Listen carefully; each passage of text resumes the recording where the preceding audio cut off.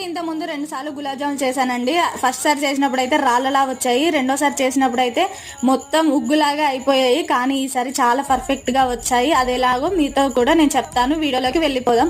అసలు మనం ఎప్పుడు ఇంట్లో గులాబ్ జామున్ చేసినా క్రాక్స్ మాత్రం కంపల్సరీ వస్తాయి కదండి. నేను ఈ రోజు ఒక టిప్ తెలుసుకున్నాను. దానివల్ల నాకు 90% క్రాక్స్ అయితే రాకుండా గులాబ్ జామున్స్ అయితే ఈజీగా చేశాను.